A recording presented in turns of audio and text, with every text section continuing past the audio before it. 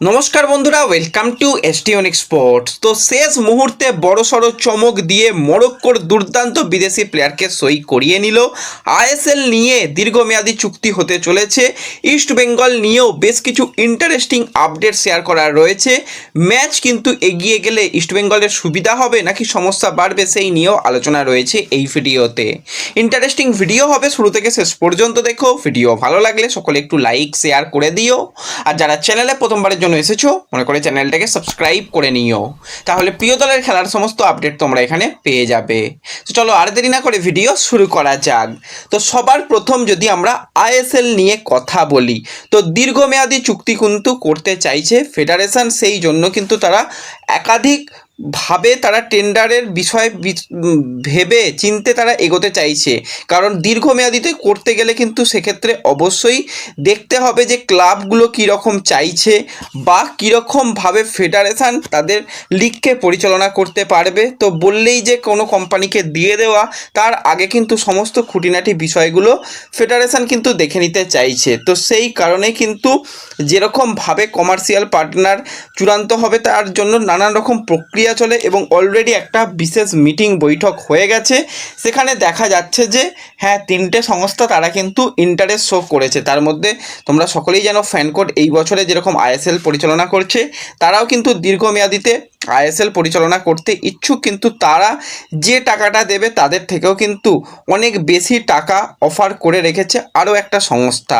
তো এই বিষয় নিয়ে যদি তোমাদের বলি, তো দীর্ঘমেয়াদী চুক্তির জন্য কিন্তু সবথেকে বড় যে চুক্তিটা হয়েছে, মানে যেটা তারা জানিয়েছে, সেটা হচ্ছে 2129 কোটি টাকা। আর সেই জায়গায় ফ্যানকোড কিন্তু তারা যেটা দেবে বলেছে 1900 কোটি টাকা। তো 200 কোটি টাকার কিন্তু সেখানে কিন্তু তফাৎ হচ্ছে। শেষ পর্যন্ত বৈঠক চলছে যে কীভাবে কী প্রক্রিয়ায় হবে। দেখো, কোনো কিছুই যে চূড়ান্ত হয়নি, তোমাদের আগেই জানিয়েছিলাম যে হ্যাঁ, অনেক কিছু জায়গা থেকে অনেক কিছু শোনা যাচ্ছে, কিন্তু ফাইনালি কোন সংস্থাকে দেয়া হবে এবং তারা কিভাবে প্রক্রিয়া চালাবে, সেই জন্য অলরেডি কেপিএমজি যে রয়েছে সেই কেপিএমজির বিষয়টা পুরোপুরি ফেডারেশন তাদের হাতে তুলে দিয়েছে। তারা ব্যাপারটা পরিচালনা করবে যে শেষ পর্যন্ত জিনিয়াস স্পোর্টস নাকি ফ্যানকোড কারা আইএসএলের এই টেন্ডার জিতে নেয়। তো 20 বছরের জন্য কিন্তু দুরকমভাবে তারা টাকা দিতে চাইছে, এবং যদি ফ্যানকোডকে দেওয়া হয় তো ফ্যানকোড অলরেডি এই বছরে পরিচালনা করছে। হ্যাঁ, অনেক কিছু ত্রুটি রয়েছে, সেগুলোকে আরও ভালো কিন্তু সামনের দিকে করতে হবে। এবং অলরেডি আমরা জানি বা অনেকেই জানো যে জিনিয়াস স্পোর্টস তারা কিন্তু অনেক বড় বড় লিগ পরিচালনা করে, তাদের অভিজ্ঞতা অনেক বেশি, কিন্তু তারা একটা বিদেশের কোম্পানি। তো বিদেশের কোম্পানিদের বিশ্বাস করে এগোলে পরবর্তী সময়ে সমস্যাও হতে পারে, তারা মাঝপথে ছেড়েও চলে যেতে পারে চুক্তি ভেঙে। তো অনেক কিছু হতে পারে, সেই কারণে কিন্তু একটুখানি সময় নিতে চাইছে কেপিএমজি গ্রুপ। তারা কিন্তু পুরো ব্যাপারটাকে নিয়ে ভাবনা চিন্তা করছে, এবং তারপরই কিন্তু বোঝা যাবে যে দীর্ঘমেয়াদীতে কীভাবে আইএসএল হবে। তো জিনিয়ার স্পোর্টসের আর্থিক যেটা ব্যাপার তাদের কিন্তু বেশ ভালোই রয়েছে, কিন্তু অন্যদিকে ফ্যানকোডও যে প্রস্তাবটা দিয়েছে দুরকমভাবে দু জায়গা থেকে শোনা যাচ্ছে। কোনো মহল দাবি করছে যে 1900 কোটি টাকা ফ্যানকোড তারা দেবে জানিয়েছে, কোনো মহল বলছে না 1200 কোটি টাকা মতন দেবে। তো দেখা যাক শেষ পর্যন্ত যারা চূড়ান্ত হবে তাদের ব্যাপারটাই বোঝা যাবে। কয়েকটা দিন হয়তো সময় লাগবে, 3-4 দিনের মধ্যেই হয়তো ব্যাপারটা নিশ্চিত হয়ে যাবে যে দীর্ঘমেয়াদীতে কি হবে। এবং অলরেডি রবিবার কিন্তু ফেডারেশন তাদের মধ্যে মিটিং করেছে, এবং এই বিষয়টাকে নিয়ে তারা অলরেডি ক্লাব জোটগুলোর সঙ্গেও কিন্তু কথাবার্তা বলছে যে তারা তাদের কি ওপিনিয়ন রয়েছে, তারা কোনটাকে পছন্দ করছে। অলরেডি তো আমরা জানি যে ফ্যানকোড চালাচ্ছে, তো সেখানে ক্লাবের প্রস্তাব রয়েছে। তো সেক্ষেত্রে অন্য সংস্থা যখন হবে তারা কিভাবে ব্যাপারটাকে দেখছে, সেই জন্য কার্যকরী কমিটি সিদ্ধান্ত নেবে যে শেষ পর্যন্ত কি হয়। তারপর টেকনিক্যাল দিকগুলো কেপিএমজি তারা দেখবে যে টেকনিক্যাল ব্যাপারটা কি হয়, এবং তারপরেই কিন্তু সমস্ত কিছু ঠিকঠাক হয়ে গেলে যে দেখা যাবে যে কি হচ্ছে না হচ্ছে সেটাই বোঝা যাবে। পাশাপাশি আগামী 90 দিনের মধ্যে সমস্ত রাজ্য ফুটবল সংস্থাকে জাতীয় স্পোর্টস গভর্নমেন্ট অ্যাক্ট লাগু করার কিন্তু নির্দেশও দেওয়া হয়েছে। তো এটাই কিন্তু আপডেট রয়েছে। তো দেখা যাক শেষ পর্যন্ত কিছু সুখবর আসবে আশা করা যাচ্ছে। তো কবে কি আসে সেই দিকেও আমাদের নজর থাকবে। এর সাথে সাথে আমরা যদি কথা বলি একটু ইস্ট বেঙ্গলকে নিয়ে, তো তোমরা সবাই জানো যে সামনেই ভোট রয়েছে। ভোটের কারণে কিন্তু পুলিশি নিরাপত্তার কিছু কিছু ম্যাচের সমস্যা হবে। কিছু কিছু রাজ্যের যেরকম ভোট রয়েছে সেখানে ম্যাচগুলো হয়তো দিন পরিবর্তন হতে পারে বা এটসেট্রা অনেক কিছু হতে পারে। তো তোমরা দেখবে যে যদি শিডিউলের দিকে তাকাও, ইস্ট বেঙ্গল এবং পাঞ্জাব এফসি ম্যাচ রয়েছে 24শে এপ্রিল সন্ধ্যা 7:30 থেকে। তো সেই ম্যাচটা ওই সময় পুলিশি নিরাপত্তার কারণে করা যাবে না। করতে গেলে একমাত্র উপায় সেটা হচ্ছে ক্লোজ ডোর। সেখানেও কতটা কীভাবে পুলিশ নিরাপত্তা দেওয়া যাবে সেটা নিয়েও একটা প্রশ্নচিহ্ন থাকছে, কারণ সেই সময় রাজ্যে ভোট চলবে। তো সেই কারণে কিন্তু আইএসএলের তরফ থেকে ইস্টবেঙ্গলকে জানানো হয়েছে যে এই ম্যাচটা যদি তোমরা একটু আগে খেলে নাও, কারণ তোমাদের মোহামেডান ম্যাচ যেমন সময়ের জন্য পিছোতে হয়েছিল, ঈদের কারণে পিছোতে হয়েছিল, যদি এটা আগে খেলে নাও সেক্ষেত্রে কোনো রকম অসুবিধা নেই। সেইভাবেই প্রস্তাব যেরকমটা ইস্টবেঙ্গলের কাছে এসে পৌঁছেছে যে এই ম্যাচটা 7ই এপ্রিল খেলে নেওয়া হোক। তারপরে আবার 11ই এপ্রিল চেন্নাইন এফসি ম্যাচ রয়েছে, তো মাঝখানে সময় কিন্তু কম পাবে। ইস্টবেঙ্গল খুব একটা এই প্রস্তাবে তারা এখনও সম্মতি দেয়নি, তারা আলোচনা করেছে কি হবে না হবে। কিন্তু পাঞ্জাব একদমই রাজি নয় যে আগে ম্যাচ খেলে নেওয়ার জন্য, কারণ পাঞ্জাবের যেরকমভাবে শিডিউল রয়েছে সেখানে পাঞ্জাবেরও বিজি শিডিউল রয়েছে। তো পরপর ম্যাচ পাঞ্জাবকে খেলতে হবে। 3 তারিখে ম্যাচ রয়েছে, তারপরে যদি 7 তারিখে ইস্টবেঙ্গলের বিরুদ্ধে খেলা, তারপরে আবার 12 তারিখে তাদের খেলা, তাদের জন্য চাপ হয়ে যাবে। সেই জন্য তারা কিন্তু একদমই রাজি নয়। তো দেখা যাক শেষ পর্যন্ত এই ম্যাচটা কি হয়, ক্লোজ ডোর হয় নাকি দিন পরিবর্তন হয় নাকি দিন এগিয়ে আসে, কি হয় এই ম্যাচটার দিকে আলাদা করে নজর রাখতে হবে। এবং এই ম্যাচগুলো কিন্তু ইস্টবেঙ্গলের জন্য বহুমূল্য ম্যাচ।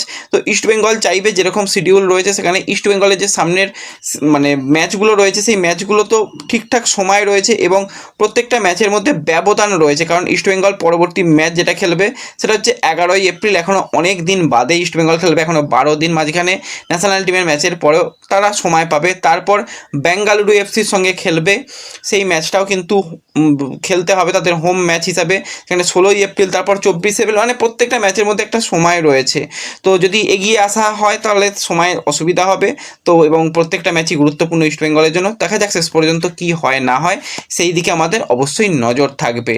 এর সাথে সাথে যদি আমরা একটুখানি কথা বলি আমাদের জাতীয় দল নিয়ে, তোমাদের বলেইছিলাম যে জাতীয় দলে কিন্তু ডাক পেয়েছে আবনিত ভারতী এবং সে জাতীয় দলের ক্যাম্পে এসেছে, কিন্তু না, এখনও আবার এসে আবনিত ভারতীর ইন্ডিয়ান ন্যাশনাল টিমের জার্সি গায়ে ম্যাচ খেলা হলো না। যেরকমটা সে তার নিজস্ব সোশ্যাল মিডিয়াতে জানিয়েছে যে কয়েকদিন ধরে আমি যেভাবে সমর্থন পেয়েছি তাতে আমি অত্যন্ত কৃতজ্ঞ। আমাকে জানানো হয়েছে যে আমার জন্মস্থান নেপালের কাঠমান্ডুতে হওয়ায় ভারতকে আনুষ্ঠানিকভাবে প্রতিনিধিত্ব করার যে যোগ্যতা তার জন্য এশিয়ান ফুটবল কনফেডারেশনের কাছ থেকে কিন্তু একটা এনওসির প্রয়োজন। তো দুর্ভাগ্যবশত সেই এনওসিটা কিন্তু 31শে মার্চ যে হংকংয়ের বিরুদ্ধে ম্যাচ রয়েছে সেই ম্যাচের আগে পাওয়া সম্ভব নয়, সেটা পেতে আরও সময় লাগবে। তো সেই কারণে কিন্তু এই মুহূর্তে আমার ম্যাচ খেলা হচ্ছে না। এরপর কিন্তু দীর্ঘ সময় মাথায় রেখে আমাকে এই সিদ্ধান্ত নিতে হয়েছে যে আসন্ন এই সময় আমি ম্যাচ খেলতে পারছি না, তাই আমি আমার যে ক্লাব সেই ক্লাব দক্ষিণ আমেরিকা সেখানে কিন্তু আমি ফিরে যাব এবং সকলকে ধন্যবাদ জানানো, কোচকে ধন্যবাদ জানানো, ফেডারেশনকে ধন্যবাদ জানানো যে তাকে এই সুযোগ করে দেওয়ার জন্য। এই সময় সে জাতীয় দলে খেলতে পারলো না, সে আশা করছে আগামীতে গিয়ে অবশ্যই জাতীয় দলের জার্সি গায়ে খেলবে। তো আমিও আশা করেছিলাম আবনিত ভারতীর খেলা দেখার জন্য, তো কি আর করা যাবে, পরবর্তী সময়ে তাকে পাওয়া যাবে এটুকুই আশা আমরা রাখি। এরপর যদি আমরা একটা ইন্টারেস্টিং ট্রান্সফার নিউজ নিয়ে কথা বলি, তো আইএসএলের মাঝপথেও কিন্তু বিদেশি আইএসএলে আসছে। তো এই মুহূর্তে কিন্তু আমরা একজন মরক্কোর বিদেশি প্লেয়ারকে আইএসএলে আসতে দেখছি। তো সেই প্লেয়ার হচ্ছে 33 বছর বয়সী মরক্কোর সেন্ট্রাল মিডফিল্ড পজিশনের প্লেয়ার করিম বেনেফা। তো এই করিমের যদি আমরা কথা বলি, সে মরক্কো লিগে কিন্তু দীর্ঘদিন ধরে পারফরমেন্স করে আসছে। 150 ম্যাচে তার 10টা গোল 13টা অ্যাসিস্ট রয়েছে। এছাড়া ইরাক স্টার লিগেও কিন্তু সেখানে 30টা ম্যাচে 1টা গোল 4টে অ্যাসিস্ট রয়েছে। ক্লাব ক্যারিয়ারে ইরাক এবং মরক্কোতেই সে পারফরমেন্স করেছে এবং সেখানে যথেষ্ট ভালো। মরক্কো লিগ মানে ভীষণ একটা টাফেস্ট লিগ, সেখানে দুর্দান্ত পারফরমেন্স করে সে কিন্তু এবার আইএসএলে আসছে। তাকে অ্যাশলে ওয়েস্টউড নিয়ে আসছে কেরালা ব্লাস্টার্সে এবং অফিসিয়াল চুক্তি স্বাক্ষর হয়ে গেছে। সে অলরেডি কেরালা ব্লাস্টার্স ক্যাম্পে যোগদান করেছে। তো এটা কিন্তু একটা বিরাট বড় চমক এবং এই করিমের দিকে অবশ্যই নজর থাকবে। সে যেরকমভাবে পারফরমেন্স করেছে মরক্কোতে, তো সেই পারফরমেন্স যদি আইএসএলে করতে পারে তাহলে পরের সিজনে কিন্তু সে একটা ভালোই দাম পাবে। এবং এই শর্ট চুক্তি, ছোট চুক্তিতেই সে এসেছে এবং অবশ্যই এই প্লেয়ারের দিকে আলাদা করে নজর রাখতে হবে যে সে কীরকম পারফরমেন্স করে, এবং অ্যাশলে ওয়েস্টউডও সে কিন্তু তার দলকে নিয়ে পুরো দমে অনুশীলন করাতেও শুরু করে দিয়েছে। তো দেখা যাক কেরালা এখান থেকে ঘুরে দাঁড়াতে পারে কি না, কীরকমভাবে তারা কামব্যাক করে সেই দিকেও আমাদের নজর থাকবে। তো ব্যাস এই ভিডিওতে এই আলোচনাটুকুই করার ছিল।